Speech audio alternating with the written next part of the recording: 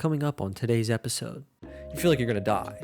Oh, You feel like you can't breathe. You feel like this is it. You got to call an ambulance. I mean, I've gone in an ambulance. I've been to the ER. what if dreams are actually just doing something? They don't mean anything. What does it mean when you have a drink of water? If Anthony Hopkins said that about my acting, I think I'd just I'd hang it up. Yeah. Time to retire, baby. I've done it. Who makes our dreams? We do. Right. So do we need to be consoled from ourselves? Maybe sometimes. Maybe. The answers that you're looking for are lying just beyond the frame. Hello, Ryan. Hello, Joe. How are you, man? I'm doing great, brother. Good, How good. are you? I'm doing well as well. Here we are on the new set. It's great to see you, and it's great to see us in a new light. We are seeing each other Anybody in who's a new been with light. us since the old times, The dark days. dark days, yeah, we're a little bit lighter now. Yeah, a little we bit lighter definitely and are. brighter. Yeah, and if any of you feel like writing a comment, I love light and bright, or bring back the dark, Yeah, whatever. the feedback, it all helps. We are definitely open to it. You know, Ryan, since we're both here, let's talk about a movie. I think that'd be pretty cool. You I'd know? like that. Well, I would enjoy that. So what movie would you like to talk about? Excellent question. I'm going to answer that question for you. Please. How about we blether about the 2005 movie that launched the Christopher Nolan Batman series, and that is Batman Begins. You know why he did these movies? Ooh, I like it. Because Why? he wanted to do Inception, but Warner Brothers wouldn't give him the money He had to prove himself. to prove himself. I think he did, I would say he particularly did, since probably. Inception was made. Listen, it's the greatest superhero franchise of all time. Wow. There's no question about it. Ryan just made a bold declaration. That's not even I love close. that. Yeah, Not I close. tend to agree with you. So this particular movie stars Christian Bale, of course, Michael Caine, Liam Neeson, and Katie Holmes. It was written by David Goyer and Christopher Nolan and is based on the DC comic by Bob Kane, which was first published in 1939. Wow. If there's one thing you can count on from our podcast, that is a lot of spoilers ahead. So consider yourselves duly warned. And if you haven't seen it and still listen, hopefully what we say will make you want to see it that much more. Also, crawl out of that hole you've been living in for. I know. the last I 15 tried years. so hard not to say that, but you said it. Yeah. So you really should see this if you haven't. Please be sure to leave us a like, rating, or review wherever it is that you listen or watch, as it really helps us grow the show. And we also, as we were just saying earlier, welcome any comments you might have. So just like Batman, shall we begin? I like what you did there. Nice. Yeah, you saw that. Yeah. So, you know, this movie put Batman in a different trajectory. Can Okay. we say that? Yeah, no, that's fair. Fair. Thank you very much. I think so. Christian Bale, to me, gave him a grittiness and an anger, if you will, that previous Batmen I think for me, did not. What I particularly liked about these is that we got who these characters were and how they became who they were. Yeah. You know Yeah, what I mean? yeah. It's more of like a backstory. Well, Whereas previous to these movies, you didn't have a lot of that when it came to superhero films. did we have that at all? I Right. I can't think of anything, and I think that's part of what made this so groundbreaking. Yeah. Was you know, somewhere in the back of your mind, even for me as a little kid, I watched the original Adam West, you know, Batman series on TV. Wow. You're like, who's Adam West? Yeah, he was Batman. He was the Heard the original name Batman on before, TV. yeah. I think I got that name right. Yeah, you're right. No, you're Okay. right. You know, why does this guy run around back then in, you know, tights? And who is Robin? And Why do they and- fight crime together? And what's right? The whole, yeah. and he doesn't have superpowers or anything. And maybe, you know, and forgive me for those of you who do know and I don't, but perhaps the 1939 comic really did explain the origin story, but no movies had, to your point. That's what I mean. Yeah. Yeah. For me, these movies, they brought them back down to humanity. They became human. This superhero became human. It became somebody more relatable, somebody that we could understand better as people. Absolutely true. So this movie not only provides an origin story that we're saying, that I found that a compelling origin story, Absolutely. it gave us a lot of material to discuss, Ryan, which I really much appreciate. And, because of the nature of this podcast, one might think that what could you learn about yourself from a DC comic? From a superhero movie. You know, but you'd be wrong if you thought that, because part of what makes this movie so compelling is Bruce Wayne's his struggles. Yeah. And granted, his circumstances may be different than ours,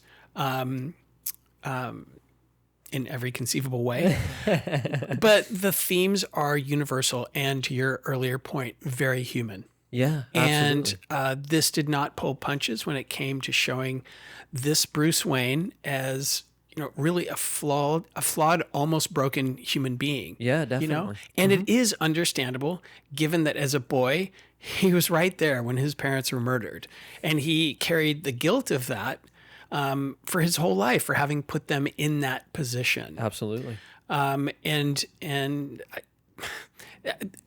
would crush anyone. Of course, 100%. Yeah, So seeing your parents, a lot of us can't even fathom something like that. That's going to affect you for the rest of your life, without question.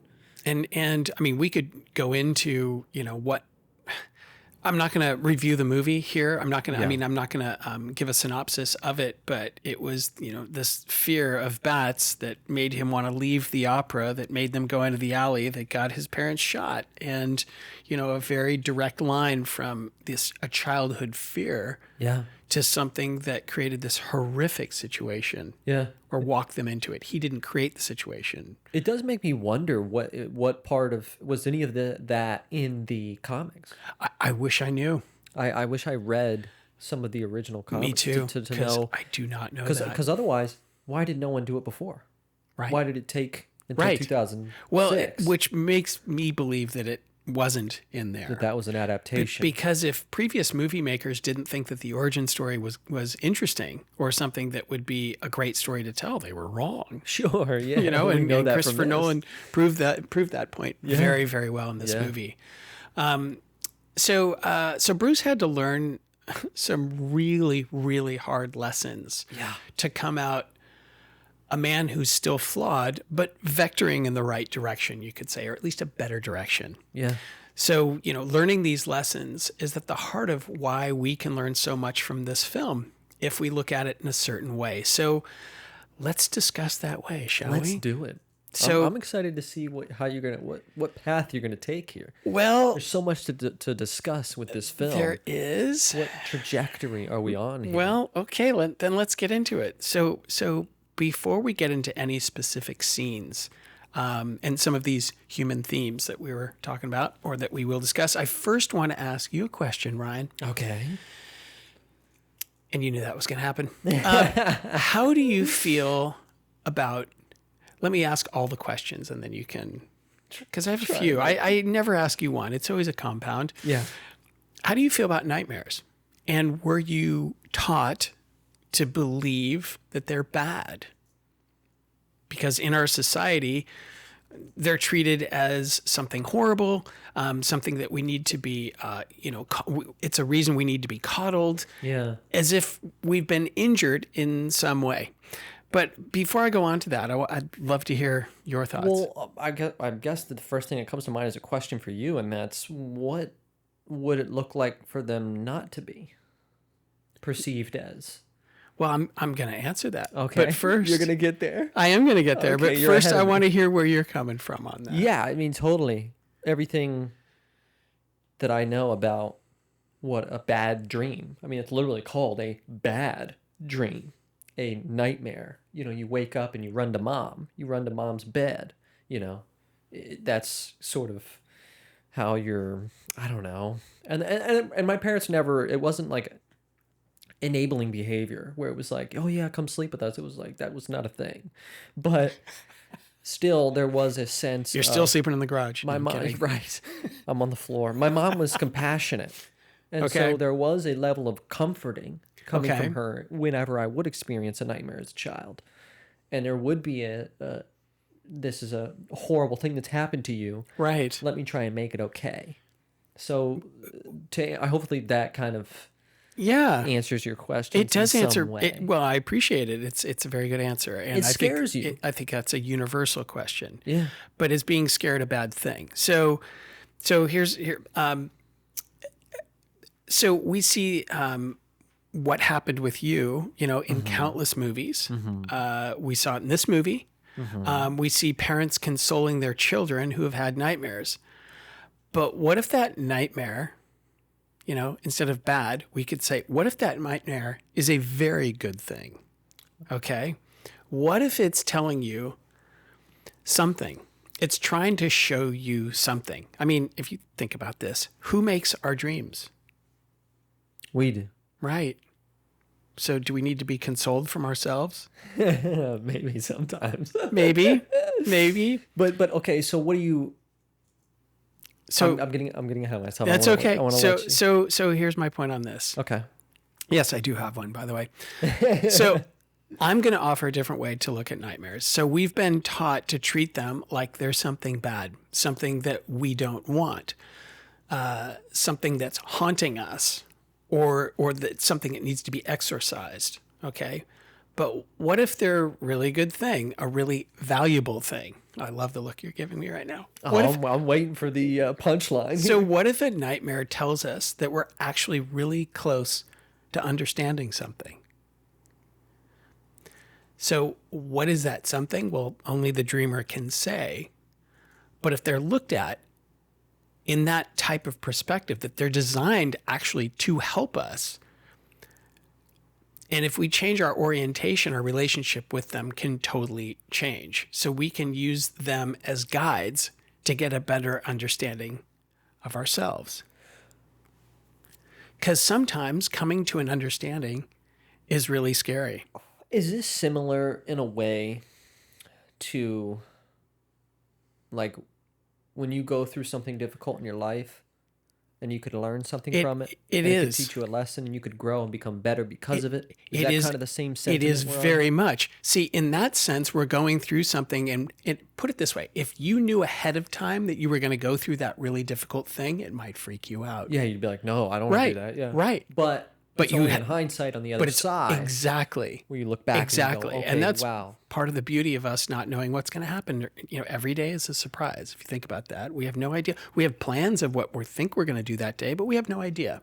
And things happen. And sometimes things that can seem like the worst thing that's ever happened to us in our lives turn out to be, there are blessings in disguise. Do you think that a nightmare is trying to tell you to pay attention to something, like focus on something? For sure. And that's part of what I'm getting ahead of myself a little bit, but part of what is woven into this movie is a childhood fear and childhood guilt. And it's eating him alive. It's really eating at him. Mm-hmm. And he, in this movie, dives into it to see what's behind it. What's the origin of this? Where is this coming from? Yeah. In a way that's really brave. Yeah, it's very brave to look at yourself in that way. Right, absolutely. The self-exploration. So how would I put this? So okay, but can I throw an example? Okay. So if I have a fear of, I have a fear of being embarrassed. Something I deal with, and I have been dealing with for a long time. I have a fear of being embarrassed. And so that shows up in my dreams a lot of the times. I've had a recurring dream. I haven't had it in a while, but I had a recurring dream as a kid where I was naked in class. Okay. I've had those. And I suddenly was like, what? How did I get here? I can't. And I'm afraid everyone's going to look at me, and now I got to try and squeak. You know what I mean? I had that recurring all of the time. And that was a nightmare to me. I would wake up scared. Yeah, I can understand why. But do you think that was because I had this fear that I wasn't dealing with, and so my subconscious was... Absolutely. I wouldn't even... I wouldn't call that a fear, but I know what you mean. It's a type of... I won't say neurosis, but it's a type of phobia, if you will. I'm trying to look for a different word. Do you still feel that way? Yeah. Because if you really dive into it, there is something about how other people look at you Yeah. and your opinion and how much weight you put in that. Yeah. Oh, yeah. And so to me, if something is really understood, it's like it fades away. I mean, it Interesting. fades. Well, I wonder. It fades. It's kind of like, when people talk about peace of mind, you know what that is to me? Understanding. 100%. It's understanding. Comprehension. Then you have peace of mind. Then your mind goes quiet. Then things are okay. So you think? I guess maybe like I said, I haven't had that dream in a while. I have done over the past several years a lot of work, a lot of introspection. So maybe that. I think that helped a lot. I also think that look what you did coming to the acting class. You went to film school. You've been behind the camera. You got in front of it, so to speak, in class. That was hard. It was very hard. Oh my God, And you yeah. did it, and you did quite well. And to me, that would be something that will also change how you look at yourself and your own confidence walking into a situation where a lot of eyes are on you. Yeah, people are looking. And at there's you. a lot of opportunity for you to fall on your face. Sure. The other thing, that can help is being really embarrassed and seeing like, oh, actually, it's not a big deal. Yeah. Yeah. Exposure therapy. Right, exactly. And this is where a nightmare is really, again, it's something we create to show ourselves something. Interesting. Do you think all dreams are like that or just nightmares? I do. Okay. But nightmares really stand out. They really get our attention. A lot of times they wake us up. A lot of times you can wake up in the morning and go, I had dreams. I can't remember exactly. Man, you have a nightmare. You remember. Sure. You don't wake up going, I had the most horrific nightmare. What was it? I mean, you might. Right. I haven't. Yeah, usually If I have something stays like with you a that, little bit yes, after and it you wake stays up. with you. But this is you made that. You created that movie, so to speak, Yeah. that you saw, that you experienced that night. Yeah. And so rather than going, it's bad, that's horrible. Oh, you poor thing, you had a nightmare. It's like, good for you. Awesome. Dive into that. What's in there? What's in there? There's a pearl in there for you. Do you think a kid can understand that though? Absolutely. Really? Okay. So this is where, to me, I'm going completely off script here. How parents handle a situation really helps dictate how the kid will handle it. My mom was so good at this. Wow, I hadn't thought about this in decades, probably. If something happened, somebody fell, whatever, my mom would, no drama. She wouldn't be like, oh no, because then the kid goes, oh, you're right. Oh, wah, Yeah. My mom was no drama.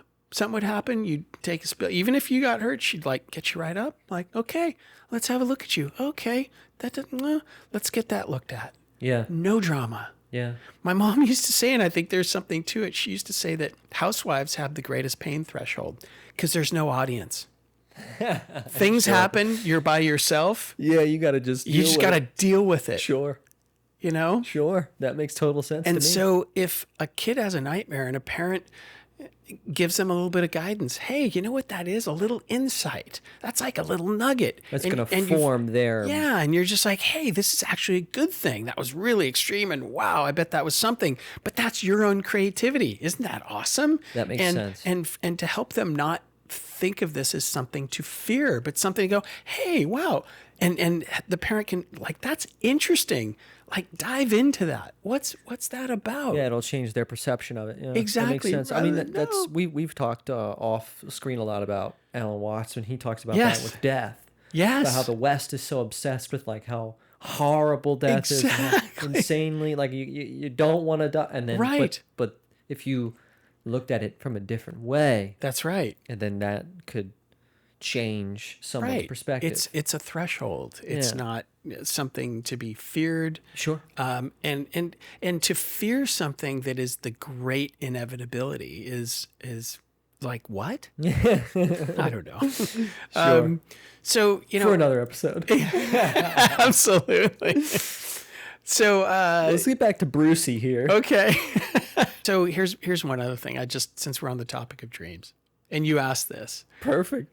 A lot of I hear people asking, like, what does that mean when I have a dream about something? What does that mean? And so since we're on this, I just thought I'd throw it out there. But what if dreams absolutely have no symbolic value whatsoever? It's not about symbols. Water doesn't mean, whatever. Water is water. It's in your dream. There's it's a lot water. of people who have tried to study this, and there's dream books you can read. And There are absolutely. There are reams of them. I had a friend who used to be, really into that until like I could never say that I had a dream about anything. Otherwise, they would like look it up.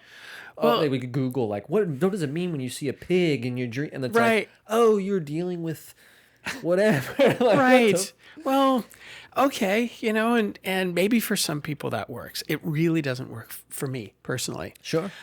So I just want to throw this out. So what if dreams are actually just doing something? They don't mean anything. What does it mean when you have a drink of water? Well, I just had a drink of water. It might have meant you were thirsty, but you just had you had a glass of water. But decipher that. What are you talking about? The difference between mean and There's no doing. symbolism. So you see a pig in your dream. I have no idea. I don't work on a farm or whatever, but it's doing something for whoever that dreamer is. You're working something out. It's doing something. It doesn't mean anything. It's doing something. That's contradictory for me. I'm trying to. Is it? Can you just dissect that a little bit? It doesn't mean anything, but it's doing something. So when you make breakfast, what does that mean? You're making breakfast. Yeah, it might mean you're hungry, but you're just doing something. The way I'm stating is I'm trying to take out the symbolism. And if one wakes up in the morning and doesn't ask what does that dream mean, but rather what is it doing?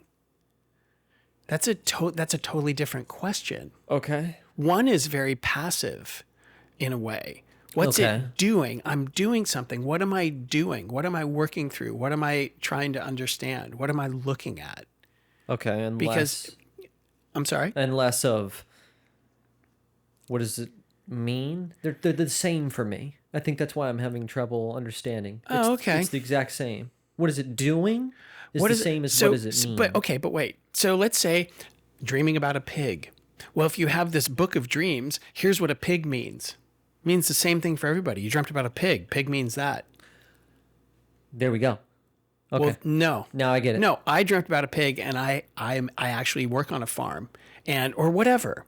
And What is it and doing for means, me? What's it doing Not- for me? Not what is it? Okay. Okay. I got it now. Yeah? That's a good analogy. You Okay. used. Yeah. That makes total sense. That when you see a pig in your dream, it doesn't mean whatever. The same thing for for everybody. every That's single person ridiculous. who's ever dreamed about That's ridiculous. a pig. That would be insane. I think so too. But there's a lot of people making a lot of money. And if that's your thing, that's fine. Right, It's exactly. not for us. Correct. We're not to shaming it. And like but- I said, I'm just throwing it out there. You Okay. know, just as got it. as something to potentially chew on. Got it As now. just a different perspective. Sure. Love it. So that's why I threw that out there. So Brucey Bat here. Yeah. Huh? So exactly. So the important thing about like his nightmares and stuff, they just offered him a pathway into himself and a better understanding of himself and his relationship with fear. Yeah. So before we jump into some scenes and get more specific, should we have a bad guy break? Let's do it. Alrighty. I'm ready. It's not going to Okay. be the Joker, is it? That was tempting. Or Scarecrow. So no, Cillian Murphy, baby. he's so good in everything. You know he tested for Batman? Really? Yeah. You can look it up. There's screen tests out there of him Oh. testing for Batman. He wasn't the right role. Wasn't the right fit for it, but they cast him as Scarecrow, and he Yeah. knocked it out of the park. Of course he did, because he's Cillian Murphy. Yeah. Damn it.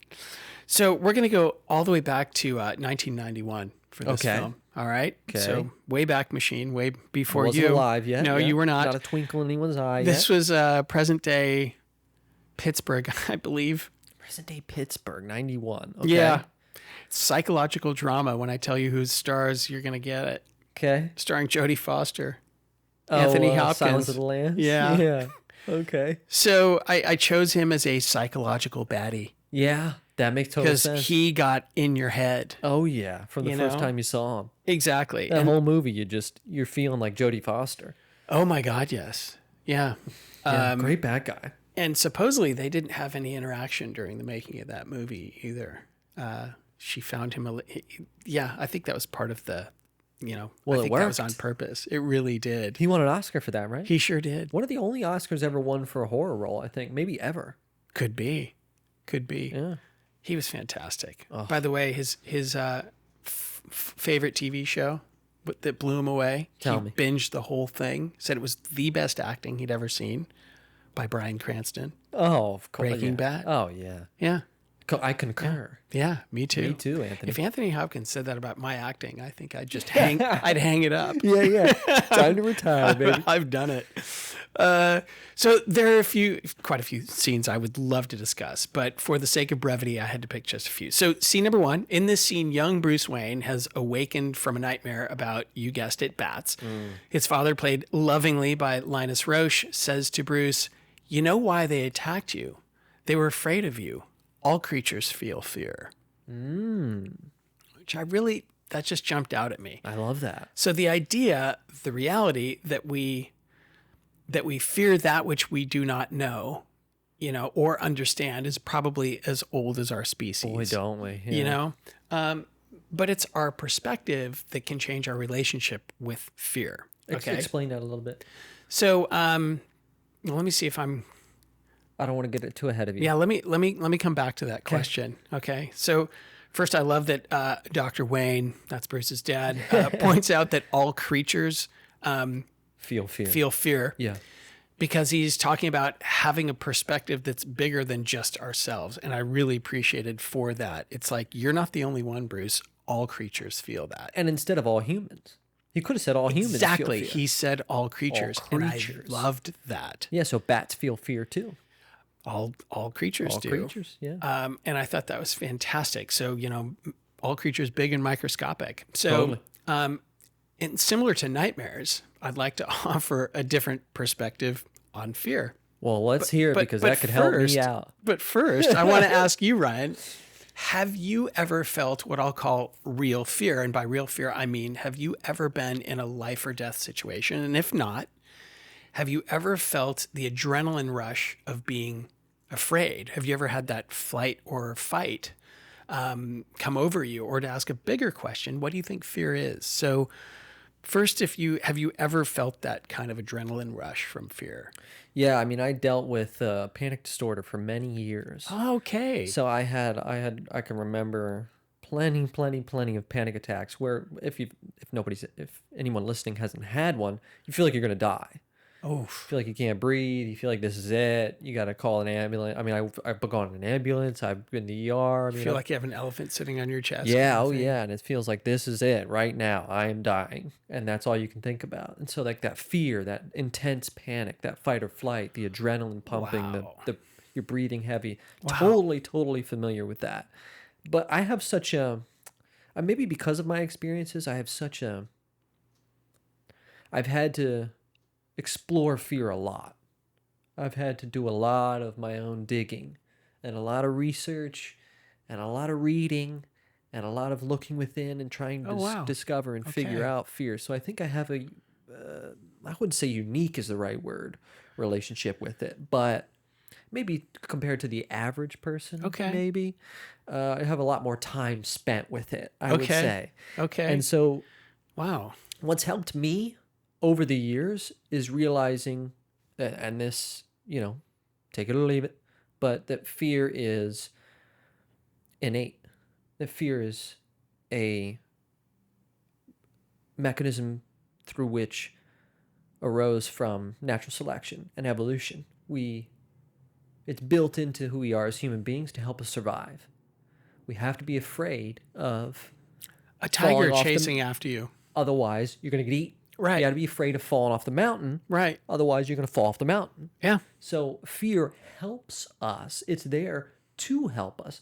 So like you're Agreed. saying, changing the perspective, instead of being afraid of That's right. fear, instead of being afraid of what Right it's on. doing to me, Right on. what helped me is trying to change that perspective into, well, I'm afraid of these things because my body, my brain is trying to help me. That's it just right. wants to help.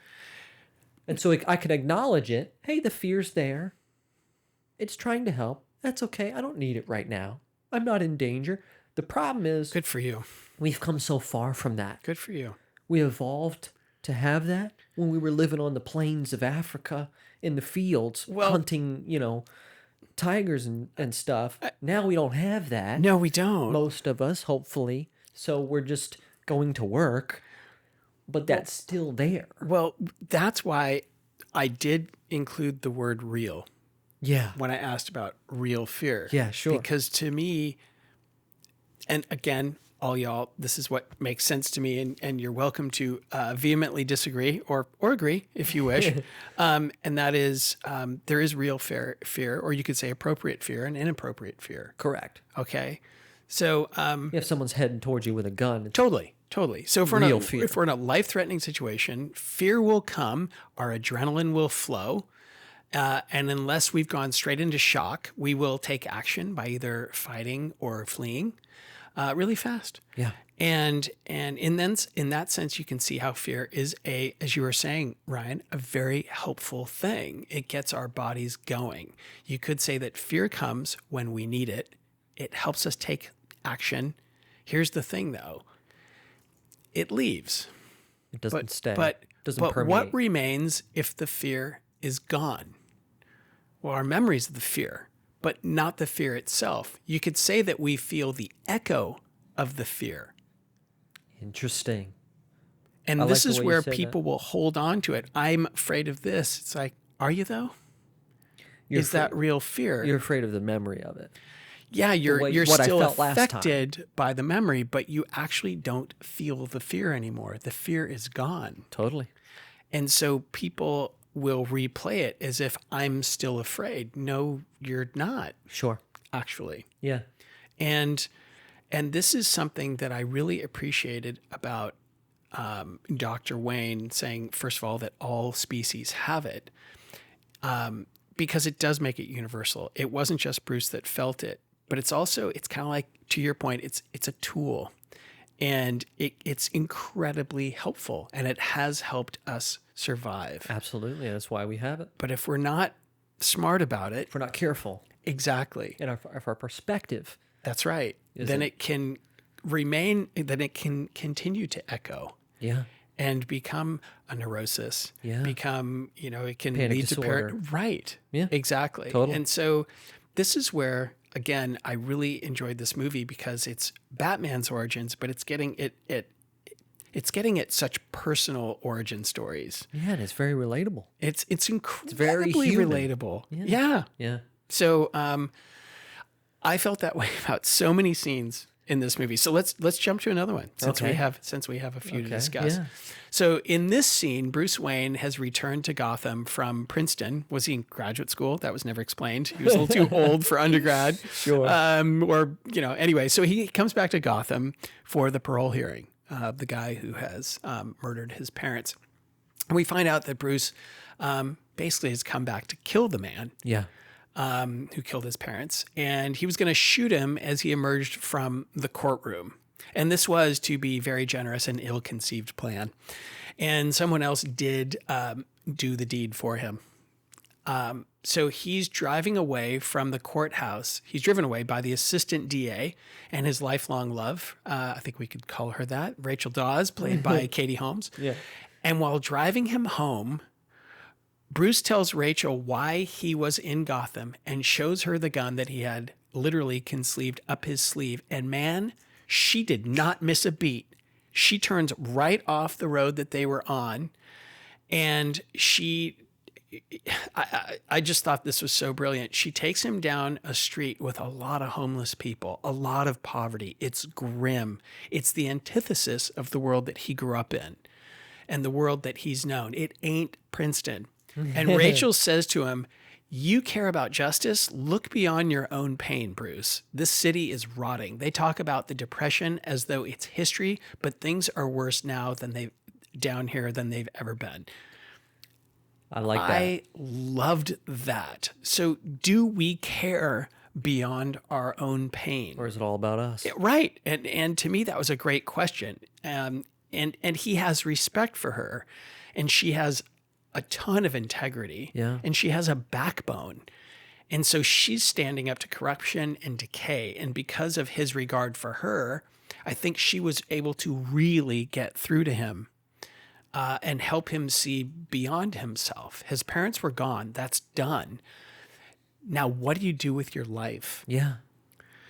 I think that I love that line so much, and I love that scene so much, because I feel like we are selfish beings, and if it's not affecting me, I'm not going to worry about it. Or the people that are really close to us. We'll extend it that far. We'll extend it to our immediate family, maybe our really close friends. But outside of that, right? It's like, well, if I don't have to worry about it, if it's not affecting me, if I'm not the one that's in pain, sorry, I got my own shit to deal with here. Right. That's kind of the perspective. It is. And so her unfortunately, taking him down here, it's going, hey man, it ain't all about you. Look what's happening all around you. Exactly. You're not the only one that's hurting. That's right. And part of what I loved about that scene was how quickly she didn't even think. Oh, she didn't miss a beat. She sees the gun, boom. Brilliant. She takes him down a different road. Like, and we as the viewers, Bruce is like, what the hell? Yeah, and what's we as happening? viewers too is like, what's she doing? Yeah. She saw the gun. Why did she just, take him down? Sure. Wow. Yeah. That's beautiful storytelling. Very intelligent. Really intelligent. Yeah. And particularly for someone like him who has financial means and has a lot of resources that most people don't have. Mm-hmm. And she was, noblesse oblige. She's kind of, in a way showing him that. Bring him back down to earth. Yeah, Bring him back down to reality. for sure. Yeah, you can get so far away from it if you haven't been exposed to it in a while. Yeah, If you've been wealthy for your whole life and you haven't really seen what's out there, right. Well, and how and- bad it can be. exactly. And quite frankly, this Perspective. is perspective. And this is where one doesn't have to be a Bruce Wayne or, a Bill Gates or an Elon Musk and have a ton of coin for us to look at people with compassion and maybe do what little we can, or at least just show people on the street some respect. I mean, we have a lot here in Los Angeles, and I make an effort to at least make eye contact and nod or acknowledge. Yeah. Because I used to work with a homeless organization not a homeless organization, but an organization that works with formerly homeless people.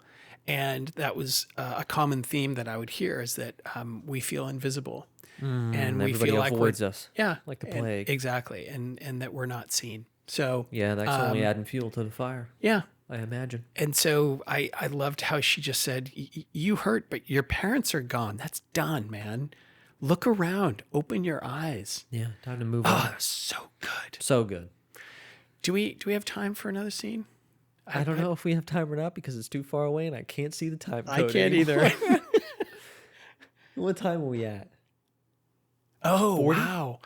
Oh, We got 5 minutes left, so I man. don't know what you want to. Almost Okay, wanna yeah, cut this. exactly. Bruce has traveled the world. God, I love this last scene too. Do it, do it, do it. I don't do it, think do it. we have. I don't Do think it, we do have it, do time. it, do it, do it, do it. Okay. So here we go. All right, should we jump into one last scene? Let's do it. Quick discussion. I Okay, love so, this. so Bruce has traveled the world and committed crimes in order to understand evil, in order to understand the criminal mind.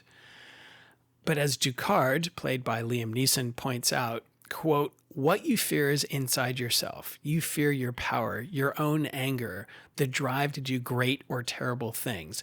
Now you must journey inward. And he hands him some potion. I was like, shrooms, which it wasn't, but something that facilitated an inward journey. And I mean, Ryan, are we not the greatest mysteries unto ourselves? 100%. I mean, do we know what our next thought is going to be? No. Do we know where we go when we dream? Yeah. Do we know where we came from before we were born? Where we're going when we pass away? I mean, what the Yes. hell is going on here? The biggest mystery of all. Exactly. And what I really loved about this scene is it's about facing ourselves. And, what do we not want to see about ourselves? And this is where Ducard knew that That's your weakness. What you don't want to see about yourself, what you don't want to acknowledge. I don't see that. No, no, no. I don't see that. I don't want to see that. Sure, it's pain. Exactly. Yeah, it's painful. And those are the kind of things that give us our nightmares. Yeah. It's what are we afraid of? And I just love that scene for that purpose. Like 100%. the dive in. Exactly. The way that he says it and what he says is so poignant. It's exactly what he needed to hear. Yes. It's exactly what Bruce needed to hear. Yeah. Because that is so many of us. So many. I can speak from my personal experience with Me myself. too. Yeah. I mean, I can speak for a lot of people I know that it's painful to look at those things. It's painful to look at yourself in that way and to admit your faults and to strip that. And right, to admit them and be okay with it. Take off the mask and, Yeah. to look at yourself in the Yeah. eyes. I mean, and that's difficult to do, and I think that's why a lot of people don't do it. I mean, there's people who go their entire lives. Sure. A lot. Sure. A lot of people. And in a way, I don't blame them. Sure, absolutely. You Again, know, it's painful. It hurts. Exactly. Why would you want to conjure that up? Why would you want to Exactly. enter into that willingly? That's right. Pain? Bring it. You know what I mean? Right. Because it's not for everybody. But- it's not. Perspective. A lot of those things, like we talked about with the nightmares, help us. Working out hurts. Working out sucks. But it's good for you. That's right. That's right. Looking at yourself in this way, it's gonna hurt. That's it's gonna right. suck. Yeah. But it's gonna help you. You're gonna come out better on the other side. Hindsight's 20/20. Yeah. It's like getting very true, and it's like getting personally tempered, if you will. This is why I like people who hold me accountable. I like people who tell me. Well, I think isn't feedback one of the best things we can do for each other? I like people who call me out on my shit. Yeah, that's a real friend, by the way. 100%. Who will do that? Yeah, don't just let me. Okay, I'll keep that in mind. I just gave you like the You sure did. the pass. You sure did. So we could go on and on. Let me give a final thought. Okay. And I'm going to leave us with a quote from Roger Ebert, who I miss with each and every movie I watch. Were you aware of Roger Ebert? Did you ever? I loved him. Movie reviews, right? Yeah, but his movie reviews to me were like, some of them felt like literature. I mean, I just loved them. I loved his perspective. And so before coming over here, I looked at his review of this movie and he gave it 4 stars, which out of 4. And I just loved what he said. So I want to just take a quote from what he said. He said, "The movie works dramatically in addition to being an entertainment." And I think what he meant is exactly what we've been talking about, that there's humanity in there. And there's a reason why Christopher Nolan's one of my favorite directors. And it's because he does this so well. He sure does. With many of his movies. Somebody just came out, somebody who's working on The Odyssey, which they're filming right now. Okay. He's like, Christopher Nolan's running this thing like an indie film. I love that. He's able to take these massive budgets, these massive ideas, The Odyssey, how much bigger can you get? Right. and shrink them down. Batman into something that's human, into something we all can relate to. That's why he's so good. Yeah, agreed. And that's why he was so good here. Yeah, I totally agree. So how about if I give a top 5 recommendation? A top 5 if you like Batman, or a top 5 if... Well, this is more of a self-discovery theme. Love it. So, number 1, movie that we've discussed, Good Will Hunting. Can't go wrong. Starring Matt Damon and Ben Affleck and Robin Williams, as if y'all didn't know that. You can see that on Hulu or Paramount Plus. Number 2, Little Miss Sunshine, starring Steve Carell, Toni Collette, Abigail Breslin, and the late, great Alan Arkin. There will be an episode on that in the future. For sure. For sure. Love that movie. You can see that on Hulu. Number 3, The Thin Red Line, starring Sean Penn, Jim, I never know how to pronounce his name, Caviezel? That's a good guess. and Nick Nolte. Sorry, Jim.